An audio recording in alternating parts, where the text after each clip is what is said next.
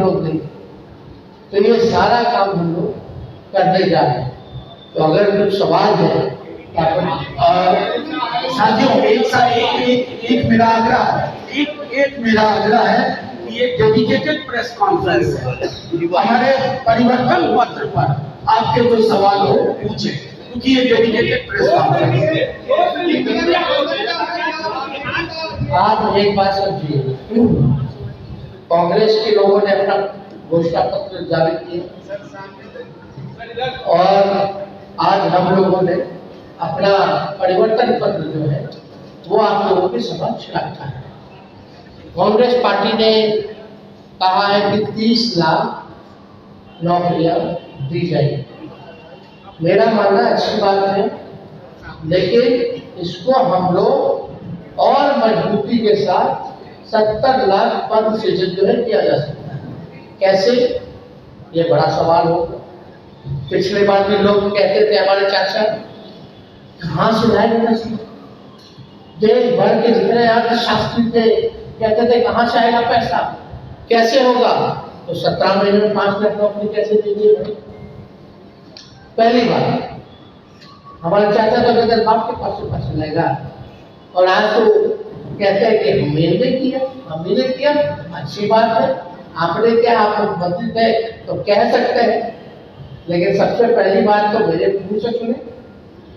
तो 30 लाख जो कांग्रेस ने किया है वो केवल रिक्त पदे हैं, और जब हम लोगों ने बिहार में किया था तो 4.5 लाख पदे रिक्त थी, 4.5 लाख। तो हम लोगों ने पूरा रिसर्च करके ये किया है कि हर साल जो है बहुत लोग रिटायर होते हैं। और सुनिए, 10 सालों में मोदी जी ने रेलवे में या सेना में सबसे ज्यादा जो बहालियां निकलती थी, इस बार 10 साल में कितना बहाली निकली? कोई बहाली नहीं निकला। तो हम लोग देखिए, दिल्ली में मैटर्स करता है नंबर। अगर नंबर जनता हमको ताकत देगी, वही तो कह रहे। अरे भाई आगे हमारे तो 24 सीट पे हम लोग चुनाव लड़ रहे हैं, 24-25 सीट पे। झारखंड का भी क्लियर हो जाएगा। बिहार में 23 सीट, झारखंड में 2 सीट हम लोगों की मांग है। लेकिन अगर हम 25 सीट पे भी चुनाव लड़ते हैं तो 25 MP हमारे जीत के जाएंगे, तो हम लोग काम करेंगे। यूपीए 1 में हम लोगों ने करके दिखाया।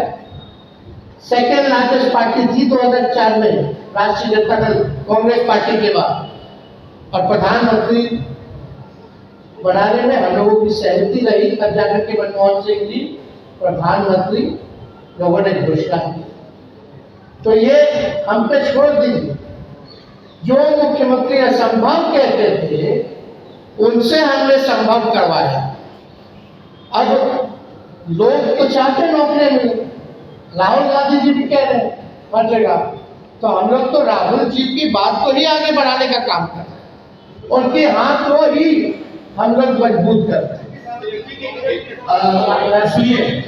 किसी और को भी सवाल पूछने, हर पॉलिटिकल पार्टी को अपनी बात को रखने का अधिकार है। हमारे MP जीत के जाएंगे तो क्या करें? इन्हीं एजेंडों पर काम करेंगे।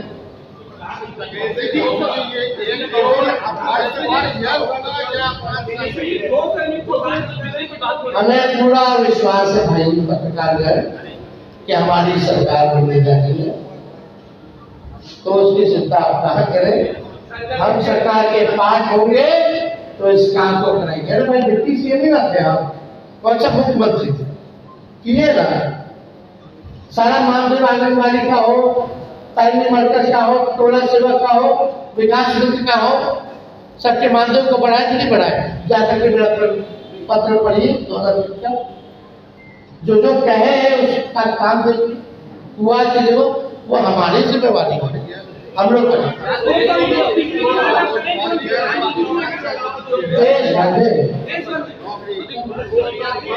भाई देश का चुनाव है तो देश भर में हम लोग बिजली दर करें। मतलब कई जगह अलग अलग है, लेकिन स्पेसिफिकली जो है कई जगह हो सकता है कि रेट अलग अलग हिसाब से क्योंकि एक बिजली का दर पूरे देश में लागू नहीं है, लेकिन बिहार में स्पेसिफिक 200 प्रति यूनिट हम लोग जो है बिजली दर जो है हम लोग करें। ओपीएस को हम लोग लागू करेंगे और सबसे महत्वपूर्ण बिहार को विशेष राज्य का दर्जा हम लोग दिलाएंगे। बिहार को विशेष राज्य का दर्जा दिलाएंगे। अगला पॉइंट ये भी बिहार के लिए बहुत ही महत्वपूर्ण है। हमारी सरकार बनेगी तो बिहार में स्पेशल पैकेज अलग से हम लोग देंगे। कोई मोदी जी वाला नहीं कि बंगाल से यूपी तक गैस लाइन पाइप नहीं जाना जो बिहार का भाग है उसका पार्ट जोड़ दिए अब बोल देगी पैकेज में नहीं, डेडिकेटेड स्पेशल पैकेज बिहार को हम लोग देने का काम करेंगे। 1,60,000 करोड़ का, 1,60,000 करोड़ का। अगर लोकसभा क्षेत्र वाइज इसको अगर हम बांटेंगे तो प्रत्येक एक लोकसभा क्षेत्र में 4,000 करोड़ रुपए हम लोग हर लोकसभा क्षेत्र में देंगे। बिजली जो है बिहार का बिजली का जो दर है सबसे महंगा है पूरे देश में, बहुत महंगा है। बिहार के जितना महंगा बिजली और कहीं नहीं मिलता। तो हम लोगों की सरकार बनेगी तो 200 यूनिट फ्री बिजली हम लोग बिहार की जनता को उपलब्ध कराने का काम करें। और फसलों का 10 फसलों का न्यूनतम समर्थन मूल्य एमएसपी जो है हम लोग दिलाएंगे। स्वामीनाथन जी के जो रिपोर्ट है, जो सिफारिशें हैं, उसको हम लोग पूरे देश भर में लागू करेंगे। और ये भी बहुत ही महत्वपूर्ण बात है, हम जगह जगह जा रहे हैं, नौजवान बहुत परेशान है अग्निवीर योजना से। ना पेंशन मिलेगा, ना ग्रेच्युटी मिलेगी, ना कैंटीन की सुविधा मिलेगी, ना शहीद का दर्जा मिलेगा। 4 साल के बाद जो है उनको हटा दिया जाएगा। तो हमारी अगर सरकार बढ़ेगी तो जो 4 वर्षीय अग्निवीर योजना है इसको हम लोग बंद करेंगे और ड्यूटी के दौरान शहीद अर्धसैनिक बलों जैसे सीआरपीएफ, आईटीबीपी, एसएसबी, सीआईएसएफ इत्यादि के जवानों को शहीद का दर्जा दिया जाएगा। ये बहुत ही महत्वपूर्ण बात। पैरामिलिट्री फोर्स जितने हैं उन लोगों की लंबे अरसे से डिमांड रही कि भाई ड्यूटी के दौरान अगर शहीद होता है हमारा जवान तो उनको शहीद का दर्जा नहीं दिया जाए। तो हम लोग उन सारे पैरामिलिट्री फोर्सेज जितने हैं देश भर में उनको शहीद का दर्जा देंगे और 4 वर्षीय अग्निवीर जो योजना इन्होंने लाया है इसको समाप्त करेंगे।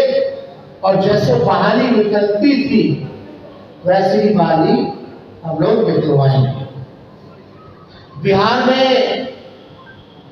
अच्छी कनेक्टिविटी हो उसके लिए 5 नए एयरपोर्ट हम लोग बनवाएंगे। पूर्णिया में, भागलपुर में, मुजफ्फरपुर में, गोपालगंज में और रक्सौल में, ताकि अच्छी कनेक्टिविटी जो है हम लोगों को दे सके। एयरपोर्ट बनेगा तो क्षेत्र जो है विकसित होगा, आगे बढ़ेगा। इसमें 5 नाम हम बता दें फिर से: पूर्णिया, भागलपुर, मुजफ्फरपुर, गोपालगंज और रक्सौल में नए एयरपोर्ट का निर्माण कराया गया। अगला पॉइंट, मंडल कमीशन के बाकी बचे जितने सिफारिशें हैं उसको हम लोग लागू करेंगे। और यही नहीं, हम लोगों ने जाति आधारित गणना कराया, जाति आधारित गणना तो कराया, तो साथ में हम लोगों ने आरक्षण की सीमा को बढ़ाया 75%।